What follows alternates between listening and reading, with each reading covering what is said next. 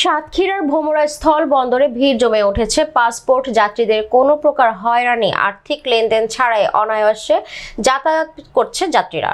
সোমবার সকাল থেকে নজরদারি বেড়েছে ঊর্ধ্বতন কর্তৃপক্ষের পাশাপাশি একাধিক গোয়েন্দা সংস্থার।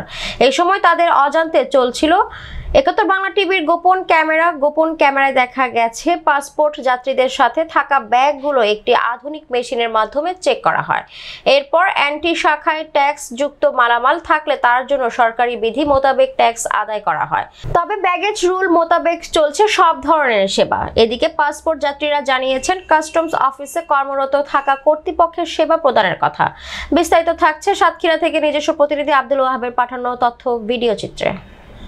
আপনারা কি ভারত থেকে আসলেন বাংলাদেশে? না, আমরা বাংলাদেশ থেকে ভারতে গেছিলাম, তাই ফিরলাম। ফিরে আসছেন তো? ভারত থেকে ফিরে আসছেন? হ্যাঁ। আচ্ছা, এটা তো কাস্টম অফিস নাকি? আমার ইন্ডিয়ান পাসপোর্ট। এখানে কি কোনো হয়রানি করছে নাকি? না না না না, খুব সুন্দর ব্যবহার করেছে। কোনো পয়সা করে নিচ্ছে না না না, খুব সুন্দর ব্যবহার করছে। ভালো ব্যবহার করছে?